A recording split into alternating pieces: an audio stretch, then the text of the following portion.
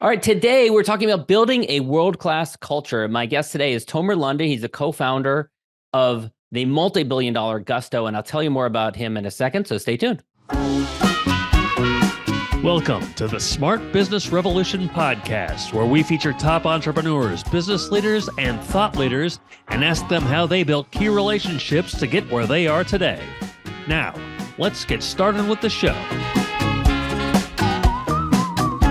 All right, welcome everyone. John Corcoran here. I am the host of this show, and every week I feel so privileged to get to talk to interesting CEOs, founders, co-founders, entrepreneurs from all kinds of different companies. We've had Kinko's, YPO, EO, Activation Blizzard, Lending Tree, and many more. And if you like this episode, if you like me talking to interesting co-founders of large tech companies, check out my episode with Mark Randolph, co-founder of Netflix, talking about how that idea came around. Amazing story. Dan Engel, in a more recent episode, he was an early team member at Picasa, which was acquired by Google, became Google Photos. Great episode as well. Rich Walker, CEO, co-founder of Quick Forms, another interesting one. And then finally, Michael Arrieta, the early team member at DocuSign, turned that into a 40 billion plus company, now head of Garden City. Go check out that episode as well. And of course, this episode brought to you by Rise25, our company where we help B2B businesses get clients, referrals, and strategic partnerships with Done For You podcasts and content marketing. And you can learn all about it at rise25.com.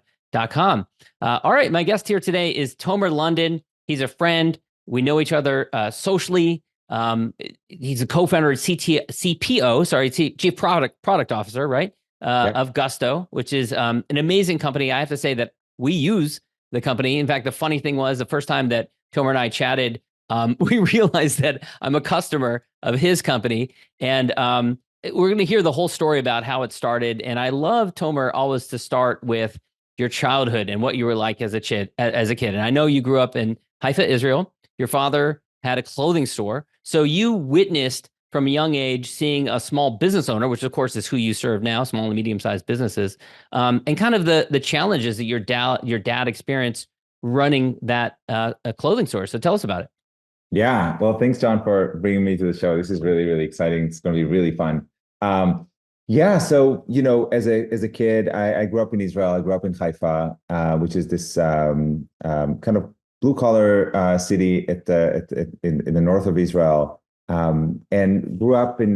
My family has a small business. My dad has a clothing store, which is just a huge part of my upbringing and like kind of the day-to-day life at home. So, for example, every day after school or almost every day after school, I would go to the store and just help with whatever needed to be done. So cleaning and organizing and selling. And I was just there at the store. Lots of, memories and moments there. But like a funny, I think, moment around this is that, I was at this one point, I was like 12 or something like that. My dad told me to be to count the inventory, make sure we have enough, jeans and shirts and jackets and all that stuff.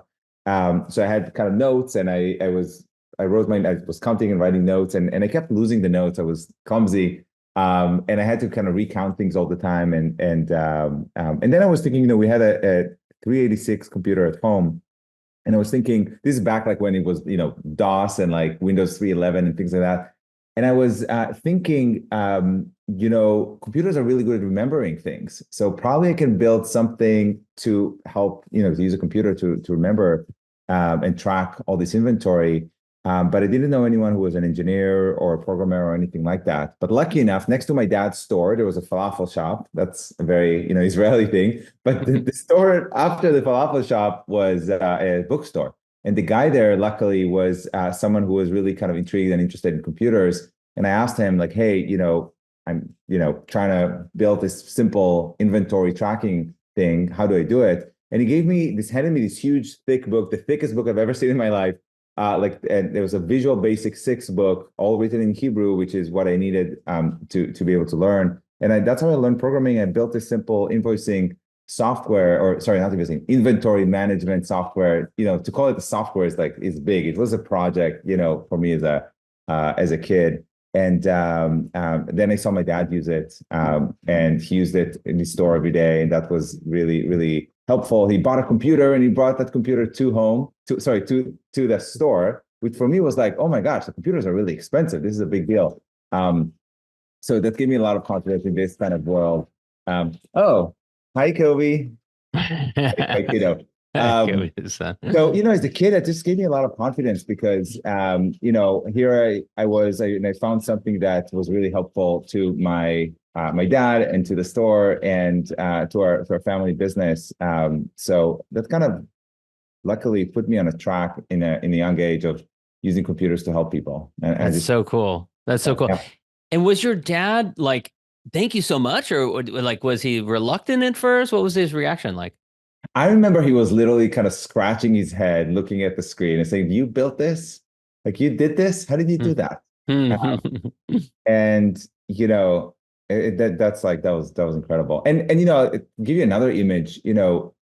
My we're Jewish, and so Shabbat means a lot for us. That's like Friday evening doing like this dinner with the family. And I remember too many times my dad had to skip Shabbat to go to one of these corner, like basically in like this corner room we had in our apartment, and just kind of have these calculators, with a ribbon coming out from the back, like with a paper, and just like trying to calculate, kind of trying to figure out what happened this week. Money coming in, money going on, just like kind of figuring out with lots of stress in his mind and his feelings about that week. And I remember looking at him, like kind of feeling like, oh gosh, this is really hard. So these are the sort of things that give me still today just incredible motivation to try to help these small businesses because they're wearing so many hats and it's just really hard to run your own business. For sure, definitely. And the tools have improved, but some of the challenges still remain. You ended up, I think this was around high school age, co-founding something called Writing Whiz. Tell us about that. Yeah, so Writing Whiz is a funny story. I can't believe you asked that. I don't think I was ever asked this in any public We dig setting. deep. We dig deep on this show, Tomer. You do your research. Writing Whiz is a funny story. So I was so this is I think 11th grade or something like that. I was English started like being more and more important. I saw that obviously it's the language of business and it's something that you kind of always wanted to improve in. And I got to kind of still in this world of building software. So I noticed that there's dictionaries in the world. So if you don't know how to say a word and kind of translate from Hebrew to English, you have a dictionary.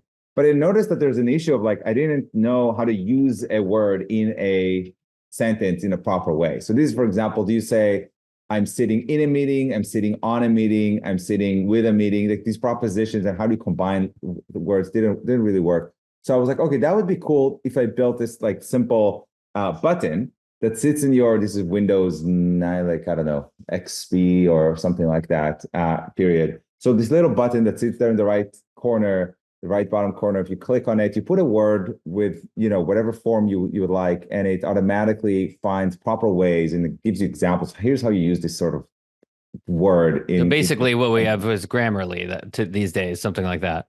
Grammarly does much more today, but it's kind of a similar idea of like, how do I know the word, but I don't know how to use it in a proper way as a non-native speaker. So anyway, I built this thing and I used it and I really liked it. But the cool thing about this is about this experience that I put it online. Back then it was called download.com. It was later being acquired by CNET. And I put it online. It's the first time I put like software online. And then I kind of forgot about it. So it was free. Anybody could download whatever, put it out over there.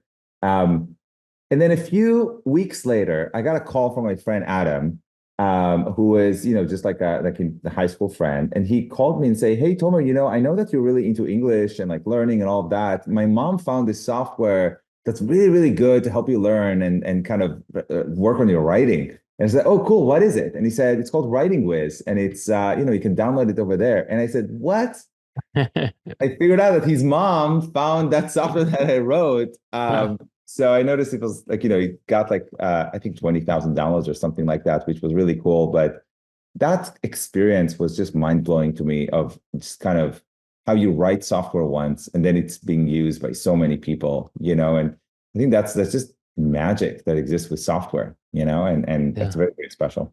Yeah, huge impact. And by the way, is there any part of you that's kicking yourself that you didn't stick with the original inventory management system? I mean, That is a huge category in itself. If you'd stuck with it, it would have been like, 20 plus years now that you focusing on that. It'd be massive. Not that Gusto Sure. isn't. I never imagined that years later I would be building business software. Like I think Steve Jobs has this really nice saying of like, when you look back, like the points connect really nicely, all the dots connect. But when you look forward, it's really hard to know. And back then I was just interested in technology. I was interested in helping my dad in his store and kind of this is the 1 + 1 = 2. But, I didn't think about it as a business. I didn't understand business at all. I was just a kid. Yeah. Now, in Israel, you do military service, and you have said that you applied to a bunch of different military units and were rejected, and that kind of has driven some of the work that you do today. So tell us a little bit about that. Yeah, totally. This is like a story of failure or multiple failures. And I think that, the failures really help build character and really help shape people. And I would say this is a story of like kind of the first really what I would consider like a significant failure in how I thought about myself, and it helped really change how I thought about myself. So, I was really good in school. I got good grades. I was, programming and all of that stuff. And it's kind of in Israel, you have this thing where, when you're 16, 17, you basically apply to all these different military units. And, these are the special units. And, some of them are like special combat units, and some of them are special engineering and programming and things like that. Israel is famous for these ones. And I was kind of sure that, I'm not sure if I would get accepted to the top programming unit, but probably someone would accept me because I do have all this experience, and it's not that common. So kind of in my mind, I was like, self-image, this is the age of 16, 17. I was like, I'm the smart kid and I will get accepted, and that's going to be kind of, we'll see where it goes from there. I applied to all of them and I got rejected by all of them. And that was like just a very unsettling, surprising, and sad for me as a kid. Ended up going, basically the military decides for you where you're going to go. And I ended up being a combat soldier actually in the Air Force. That was difficult. That was hard. That was unlike anything I've done before. This is physical, this is mental, challenging. You're not kind of, managing yourself. If you basically have a commander who manages every single little element of your life, and you're doing something that's really, really important and meaningful. And, you're part of a broad mission that definitely I connect with, but the day-to-day work was just really, really hard and different, right? Yeah. So, it's like long nights with no sleep in a tent. It's like, running around with like huge amount of weight on your back. It's doing like sort of work that you sometimes feel is just like completely valueless, but you just need to do it because someone needs to do it. And these sort of things. And it's a lot of waiting. It's actually a lot of not doing anything. It's a lot of sitting down and kind of. Yeah, I haven't served in a uniform, but people say that it's like long stretches of just boredom, right, interspersed with perhaps something that can be, traumatic and very frightening. Right, exactly. Yeah. And so that was really difficult. But like the self-image really, was really impacted by this, because then I realized, I guess, that, like nothing is taken it should be taken for granted, and they just need to really hustle and work hard and like really put it all out there. And I think that's what I did kind of going forward. And obviously, like startup life has incredible amount of rejection and failure, and life has a lot of rejection. But if you're an entrepreneur, you're putting yourself in a path of rejection. For sure. Whether it's, raising your round, whether it's trying to hire employees, whether it's just getting a product out the market, you're going to get just extreme amount of rejection. And you just need to have a good muscle, a good filter, a good way of thinking, perspective, how to handle that, and know that in the end of the day, what matters is, achieving your goal and doing it in the way you're proud of. And like the rejection is literally a part of the journey. So painful as it was at the time, you probably look back on those rejections that you received and are grateful for them now. I'm extremely grateful for that. Like I get to meet people who are just, incredibly smart and successful throughout their career. And they ended up like in their 30s and never got serious rejection and like kind of a struggle. And then they get to that first struggle, and gosh, that's like, 16-year-old is pretty resilient. Like if you're doing it when you're 35 and have kids, like that's tough. Yeah. So you study electrical engineering in college after you serve in the military. Right. And did you always know that you'd start a tech company at that point? Was that kind of the plan? I think I was very curious about technology. That's why I chose electrical engineering, not computer science, for example. Not that computer science is not interesting and deep. It's just like electrical engineering is also has elements in physics and things like that I was really interested in. So I always loved technology and science in that world, math. But I then also really was curious about, the software of business just from my experience. And, to your question, like, did I know I'm going to start like, be a founder or something like that? No, I didn't know. I knew that I wanted to work in that world of technology and software. And, I didn't know, maybe I would be an inventor one day. Maybe I would be, like a researcher or something like that. But, I feel like I later had my experience in starting my first company, a real company in Israel. And I think that kind of led me to the way of like, oh, this is pretty cool. I want to do that. And that was Vismo? Right, exactly. And Yeah. and what was Vismo? Is you built mobile self-service technologies for enterprise to help Exactly. with customer care? Okay.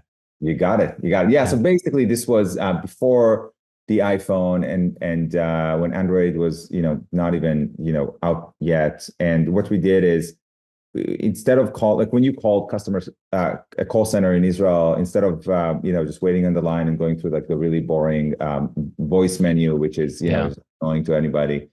We created a technology that enables you to just have a visual menu on your phone, so you can kind of scroll through the IVR on your phone and then get to the right person, or even do self-service on your phone. It used like kind of early technology around SMS pushes and things like that. This is again before the apps. So that was really interesting for me because this was the first time we raised a little bit of money. I raised a little bit of money. I was a CEO of a small company, very small, and was trying to get to product market fit, trying to learn, working with customers, pricing, all of that stuff. Ended up really failing.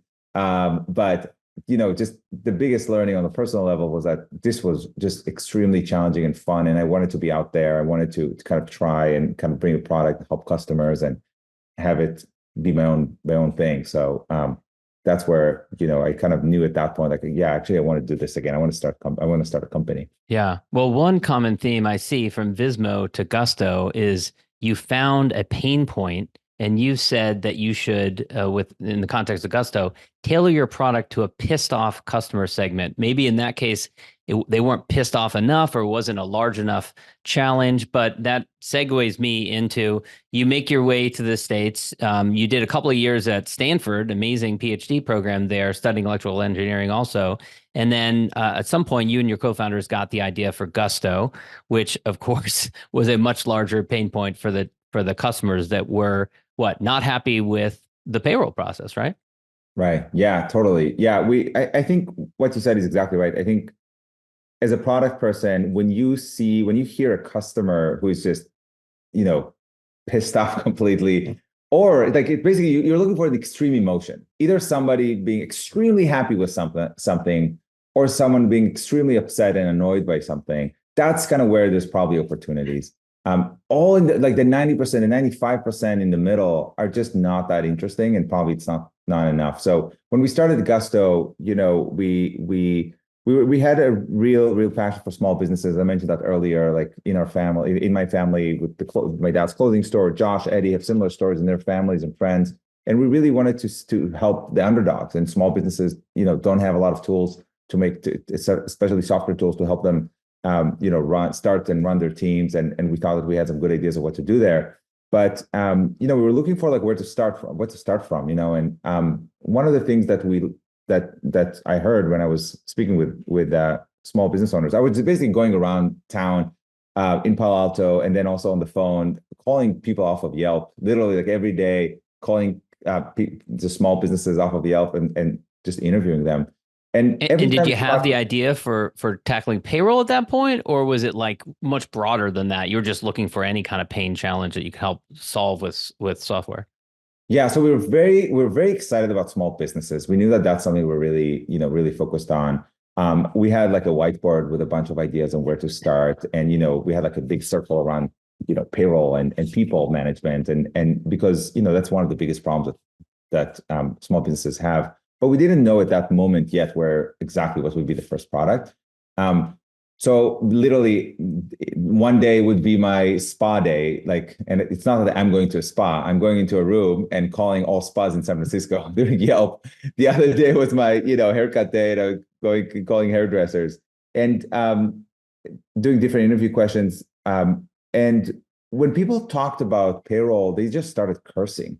They just started being pissed off, upset about their current situation with their current provider. And by the way, what did you say that got them to open up? I am calling, I'm a Stanford graduate student thinking about, is that it really? Literally? That's exactly what I said. I said, hey, I'm a Stanford PhD student and I'm developing software for small businesses. Can I ask you a couple of questions? That's and it.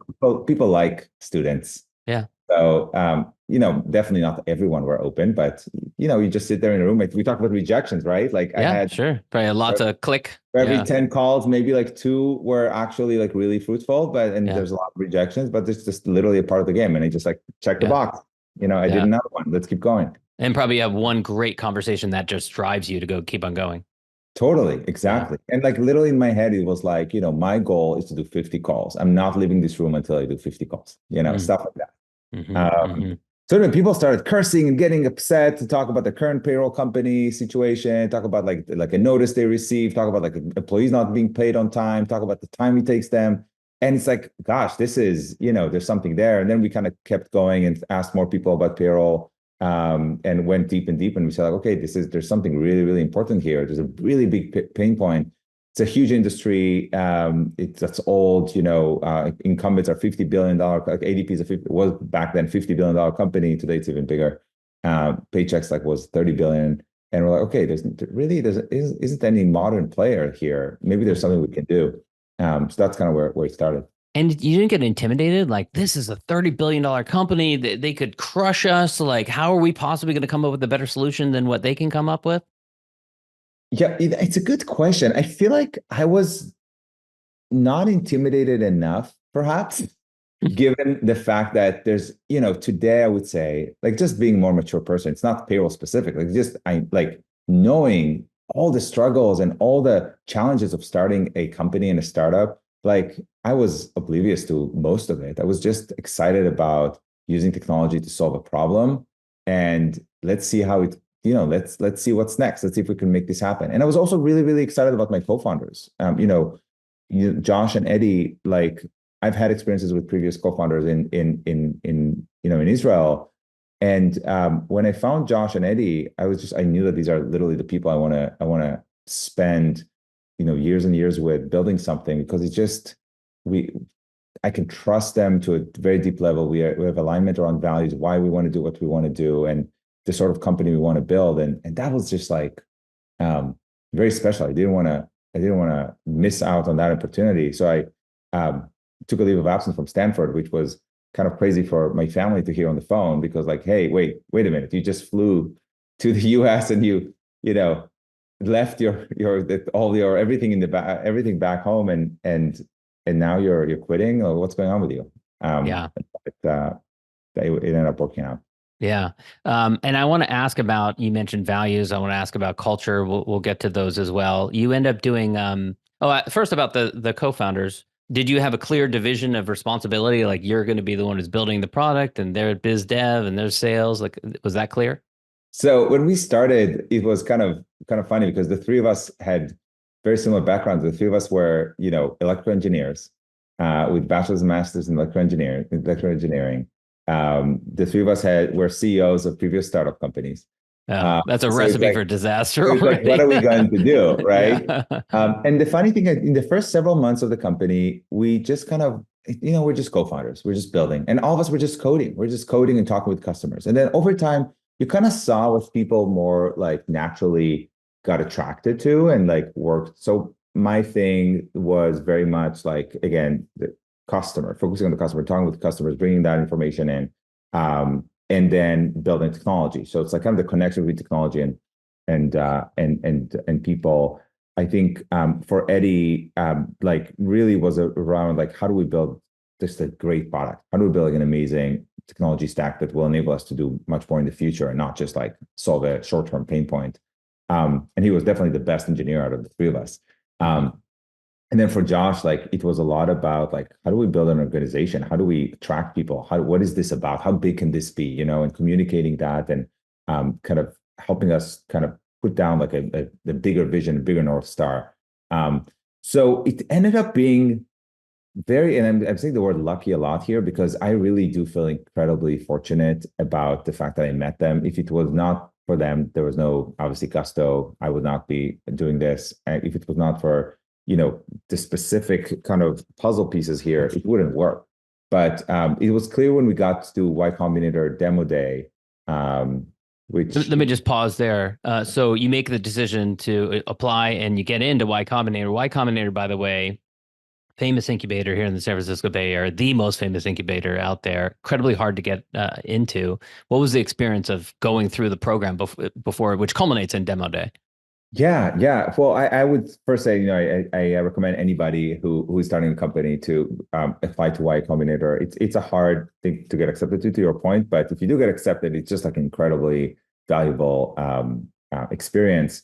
Basically the way, so we did it in the winter of 2012, so it's been a while and the program has changed and definitely grew from there. But when we were doing it, it was already kind of famous for, you know, Dropbox came out of there and Airbnb came out of there, Stripe came out of there. So it was already like, okay, this is like a real important thing, that this could be interesting.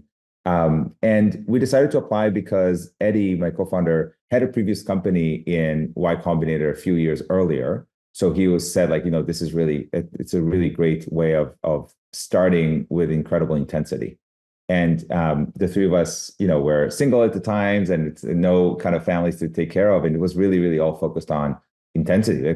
Let's go at it. And we were excited to, you know, work 24/7 nights in the week. And we were just excited about that. So you go to YC and so I would say my kind of two sentences about the experience. The first one is the intensity. So you work with, back then it was like 50, today it's like more other startups, and they're all in different spaces, so you're not competitive, but I am a competitive person, and I want to be, you know, I want to be one of the best startups in the batch. So everyone's working really hard to get ready to basically by demo day, which is 3 months in, to have like a really great presentation, which shows a lot of progress for you building your company. So that really was really great motivator and really nice program for that. Second is demo day. So you end up in demo day, which is back then was around 300, 400 investors sitting in a room, and they're all looking at these startups. And Your palms have got to be sweating at this experience.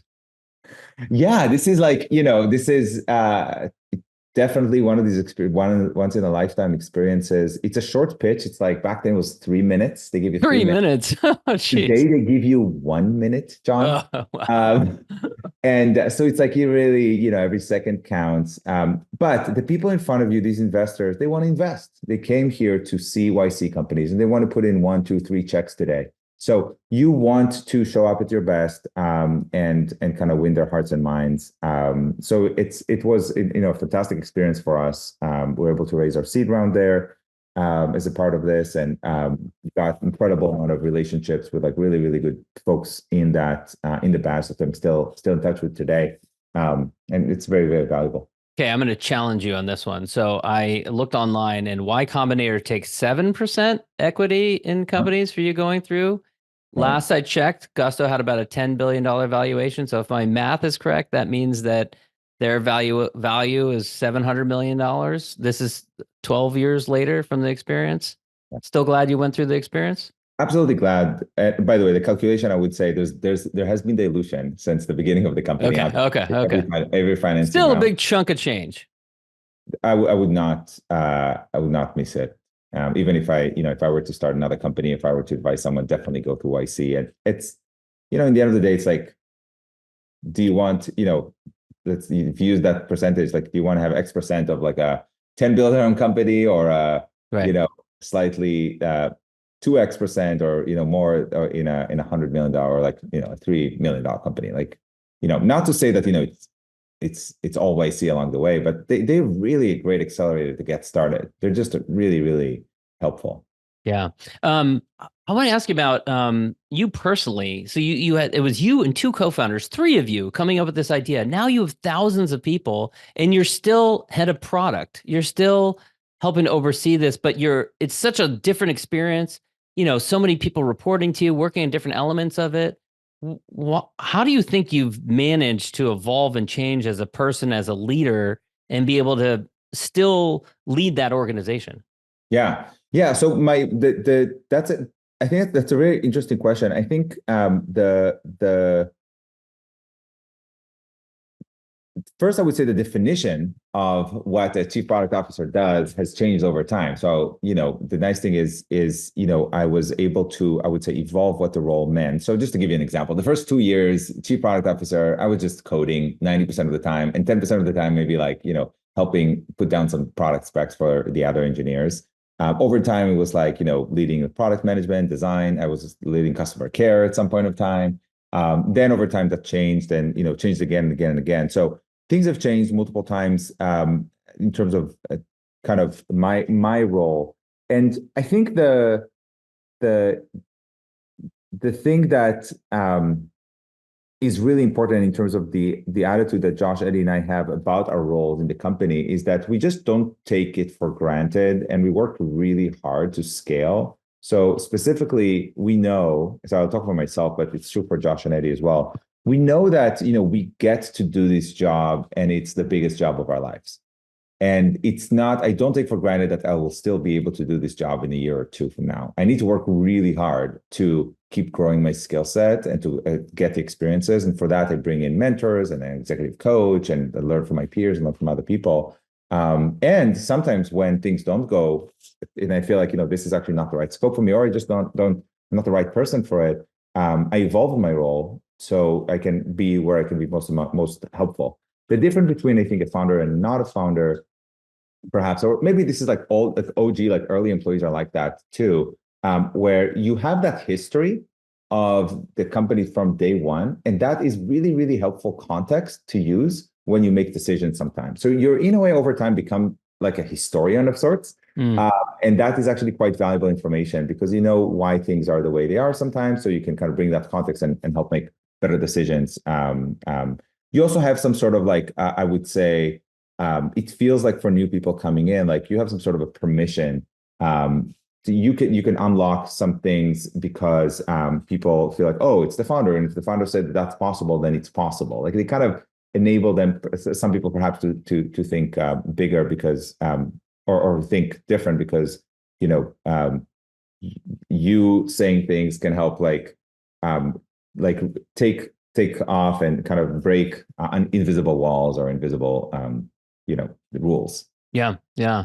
Another thing I want to ask you about is you've been at this for like 12 years now. And I was looking at another interview that you did, and you said that at some point you and your co-founders committed that you were doing this for the long term, because a lot of, founders are gone by 12 years in. Yeah. But for you, that helped you find your purpose and your motivation to keep going. So can you talk a little bit about that? Yeah, totally. I think, that's one of the things that I feel is unique about Gusto. The three of us as co-founders, we've decided a long time ago that this is our life's work. This is why this is the purpose of at least our professional life. We want to build a great company that's going to be great for its customers, which is small businesses, really, really help small businesses thrive. We want to be great for Gusties, people who work here, and help them build relationships, build their craft, build their career, make a difference in the world. And that's just something that we just really decided that's important for us. I think there's a lot of value in longevity. There's a lot of value in doing things for a long time. You get this compounding effect of knowledge and context, as I mentioned earlier. And then also relationships. So similarly in partnerships, over time, you get to know people, whether it's within the company or outside of the company, like partners and investors and things like that. And these sort of relationships, again, if they compound over time, they can be really, really helpful to make a better company. So I feel lucky that the three of us are all on the same page on this. This is, it's Yeah. That's rare. I wanted to ask you about culture and values, and I read that you have, when people come to the office, I don't know if this is still the case because I think this was before COVID, people would take their shoes off and put on these green socks. yeah, Talk yeah. a little bit. I've never heard something like this before. How did that come about? Well, the socks are no longer just green. It's like green was actually our original color at the company, but yeah, this is Gusto offices are shoes optional.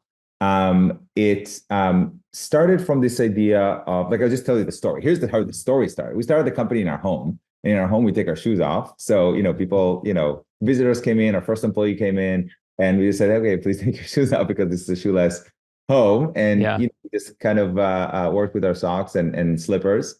And then we came into our first office, and I remember actually the moment of us stepping through the door, and we looked at the office. It was like this loft in San Francisco. So it was kind of a live work loft. So you can imagine it at home. You can see it as a house. You can also, like an apartment, you can also see it as a workplace. And we decided, I remember actually Josh, my co-founder CEO, said, like, no, we're going to still keep this place clean. Let's do shoes off. And that moment probably was the inflection moment of, like, this is from now on, we are a shoes off culture. And then, there's stories around that. That's what happened in these sort of rituals and traditions, is that there's stories being built on that over time. So for us, like, the story that, caught up and was really nice representation of the sort of company that we are, is that when you feel at home, like, taking your shoes off is kind of similar to what you do at home. And if you do that, you can try to be the same person you are at home as you are at work, and try to take the mask off and just be, show that vulnerability, be open, and really, be open to new ideas, be open to learning, kind of have that growth mindset, and be yourself. And I think that's the aspiration that we have for Gusties, that we can be ourselves at work, and when you're yourself, you're your best. So that's the goal.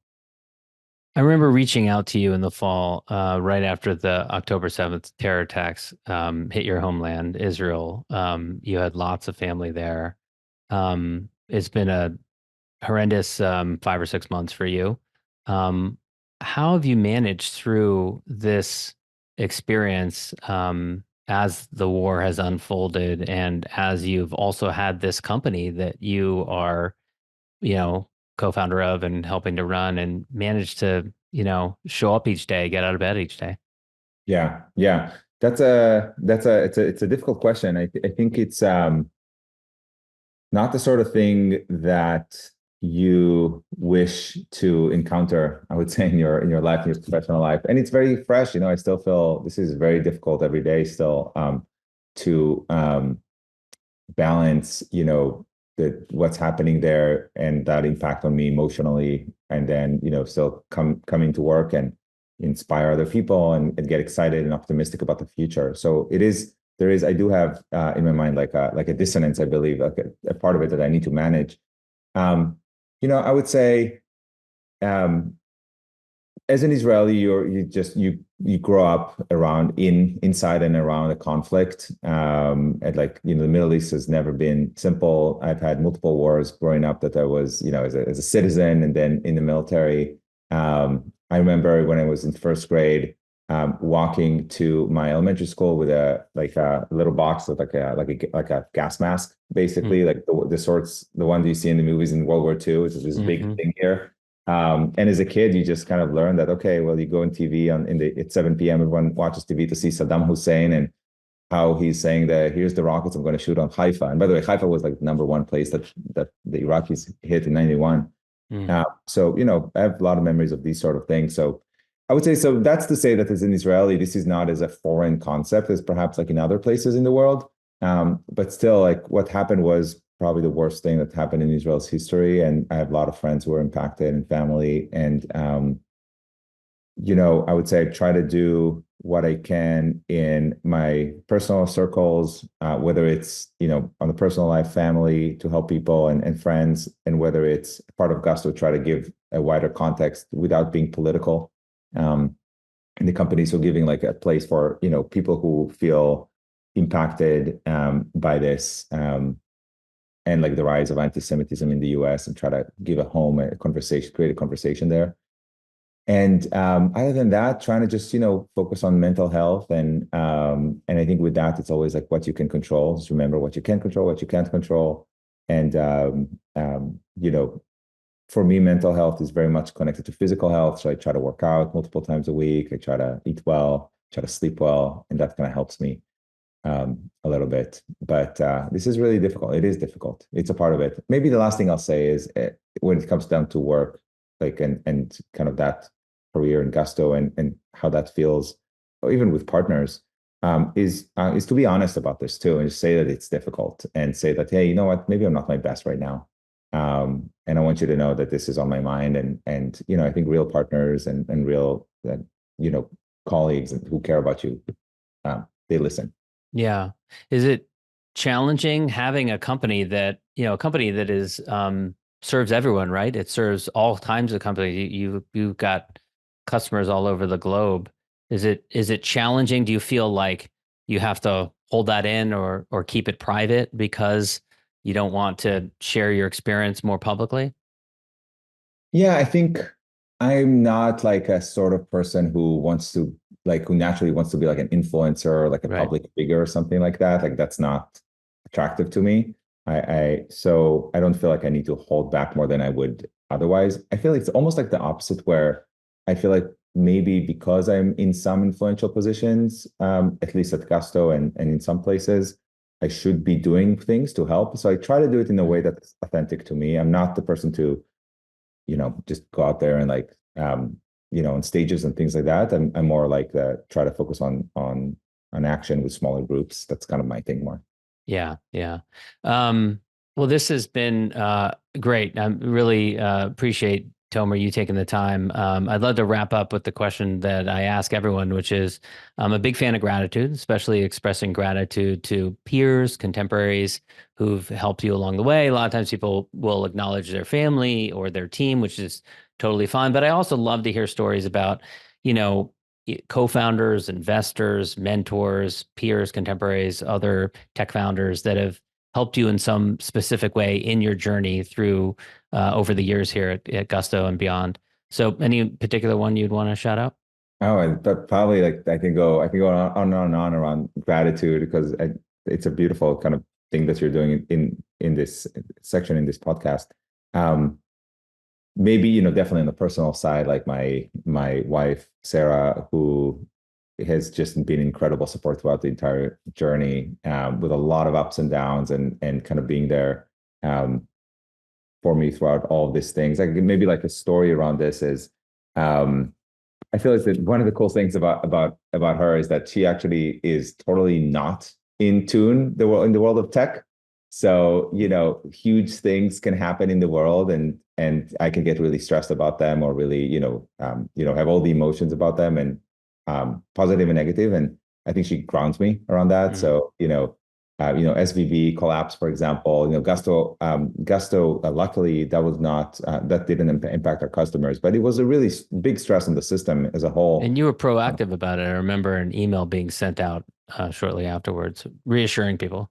Right, exactly. Yeah. Yeah, we try to reassure people as soon as possible. For people who were impacted because they had their own SVB account, we try to create That's Silicon Valley Bank. Silicon Valley Bank you're referring to. Yeah, yeah. exactly. So we try to create alternative for them and help them. I was on the phone with customers personally for that weekend, for sure. But like it was good to also see kind of get the grounding from Sarah, like looking at the big picture and like and say that, kind of a year from now, how would that look?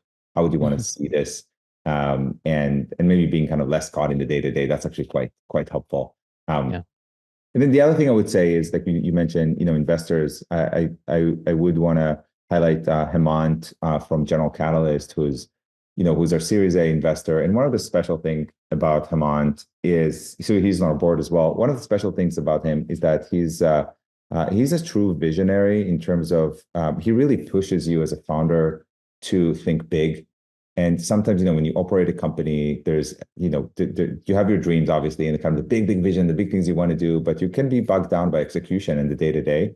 And I think Hemant is always the person on the board to help kind of bring the conversation back to like, hey, what are we really trying to do here? What impact can this have on the world? Let's make sure that we're always kind of accelerating towards that. And I really appreciate him for that. That's great. Tomer, where can people go to learn more? Obviously, gusto.com. Anywhere else you'd point them to learn more about Gusto and all the different offerings you guys have there? Yeah, go to gusto.com. It's the best place to learn about us. We are, here to support and to help entrepreneurs, small businesses, and growing businesses with their journey. Tomer, thank you so much. Thanks, John. Thanks for listening to the Smart Business Revolution podcast. We'll see you again next time, and be sure to click subscribe to get future episodes.